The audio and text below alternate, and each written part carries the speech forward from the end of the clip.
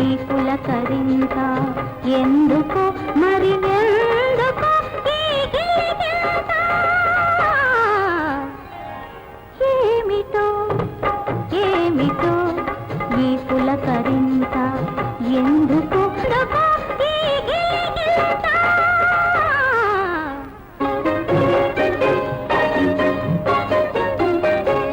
ఎన్నడు లేనిది ఈ ఎంత ఎంతో కొత్తగా తోచెను జగమంతా ఏమిటో ఏమిటో ఈ పులకరింత ఎందుకో మరి ఎందుకో ఈ గిలిగింత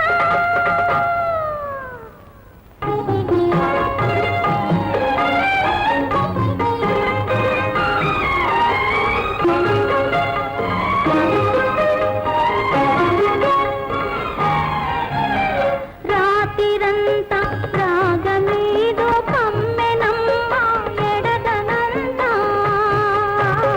రాతిరంతా కనుల నిండా కలవరింత రాగమేదో కమ్మెనమ్మ ఎడదనంతా జలధరించును అణువు అణువీ దేహమంతా ఆ సంబరాన్ని క్షణాన్నైనా తలచినంత ఏమిటో ఏమిటో ఈ పులకరింత ఎందుకో మరి ఎందుకో ఈ గిలిగింత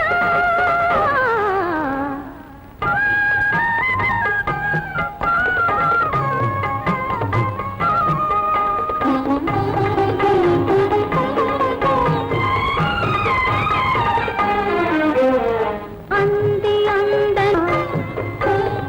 అందమంతా ఆరబోసెను జలజకాంత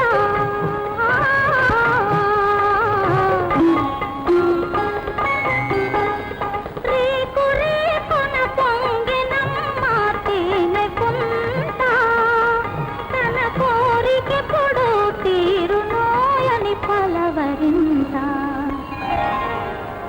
ఏమిటో ఏమిటో ఈ పులకరింత ఎందుకో మరి ఎందుకో ఈ గిలిగింత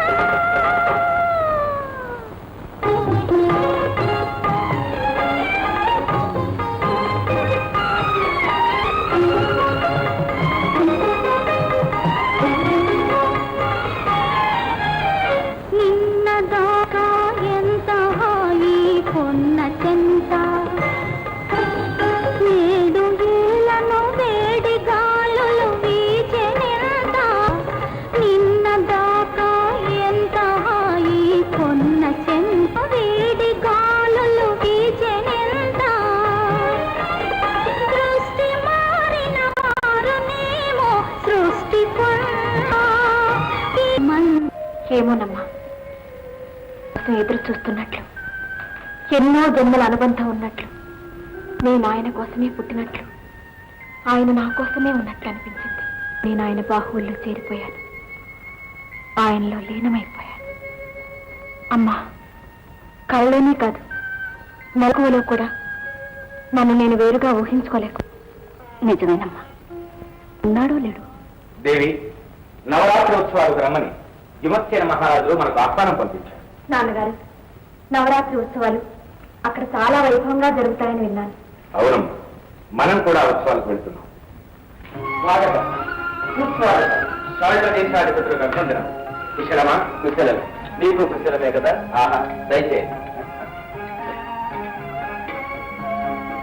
మధ్యదేశాధీశ్వరులు అశ్వపతి మహారాజు, వారి సతీమణి, వారి కుమార్తె సావిత్రి, గుర్జర దేశాధిపతులు రుద్రసేన మహారాజు, వారి చిరంజీవి చంద్రప్రభ. మీ కాబోయే వాళ్ళని చెప్పండి. అది దైవేచ్ఛ. దయచేసి. మా చంద్రప్రభ ఏమంటే దైవేచ్ఛ అని తీర్చివేశాం. ఎందుకని? ఏదైనా దైవ సంకల్పమే కదా. అది సరే, మనం చేసుకున్న సంకల్పం మాటేంటి? నాకు కూతురు పుడితే నీ కోడలుగా చేసుకుంటానని నీకు కొడుకు పుట్టినప్పుడే మాట ఇచ్చావు. ఏమి ముఖాలు చూసుకుంటున్నారు. ఏమీ లేదు, మా సత్యవంతుడికి ఇప్పుడే వివాహం చేయదలుచుకోరు. అని కాదు, మనసులో మాట ఏమిటో బయట పెట్టు. ఇప్పుడు నీకేమీ చెప్పలేదు. కొంత వ్యవధి, ఎంతకాలమైనా కానీ నా కూతురు నీ కోరలు కావాలి. తప్పదు. వివాహం సత్యవంతుడి పాలిటి మృత్యు అని, చంద్రప్రభ పాలిటి వైధవ్యమని చెప్పలేని మన అవస్థను రుద్రసేనుడు పూర్తిగా అపార్థం చేసుకునేటట్టున్నాడు. ఇది ఎక్కడికి దారి తీస్తుందో ఏమో.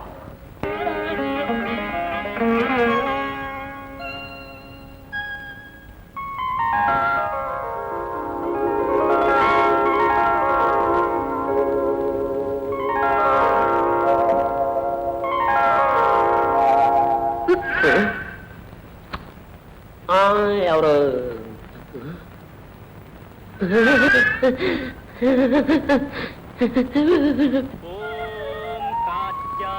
ప్రభు, ఎక్కడో వెతికాను, నువ్వు ఇక్కడున్నావా? ఉత్సవ ప్రారంభానికి వేవయ్యా.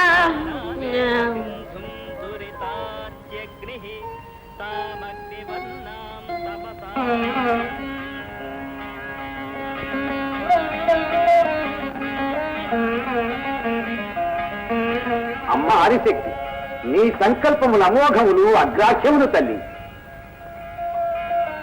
అల్పాయుష్కుడైన సత్యవంతునికి మృత్యువు విడవలసిన సావిత్రికి సంధానం. అద్భుతము తల్లి.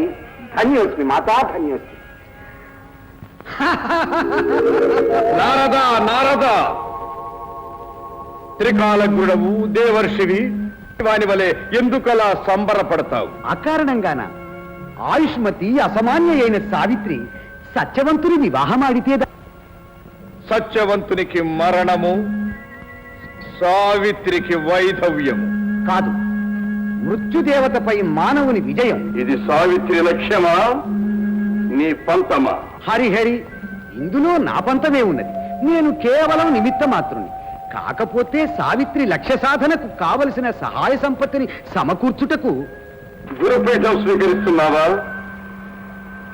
నారద? అయితే ఇది మన ఇద్దరి బలాబలాలకు పరీక్ష అన్నమాట. మృత్యువుని ఎలా జయిస్తుందో చూస్తాను. నారాయణ నారాయణ.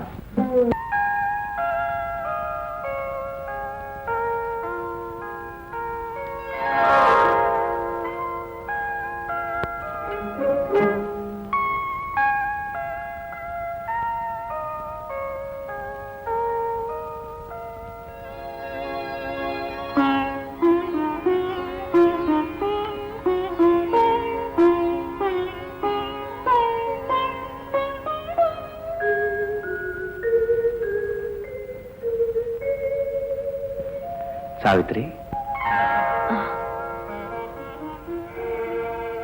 నిన్ను తొలిసారిగా ఆలయంలో దేవి సమక్షంలో చూశాను.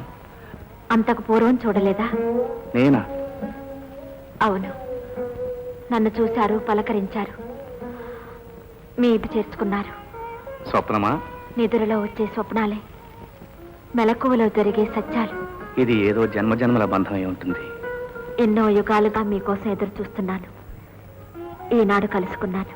సావిత్రి, ఈ కలయిక ఆ చంద్ర తారార్కం ఉంటుంది. సావిత్రి, అవును, ఇది ఆత్మ పరమాత్మల కలయిక.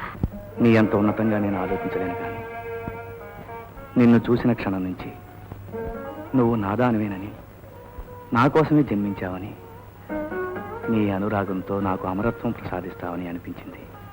నేను అదృష్టవంతురాల్ని. నేను కానా? నాకు ఈ అదృష్టాన్ని ప్రసాదించిన దైవం మీరు ప్రభు.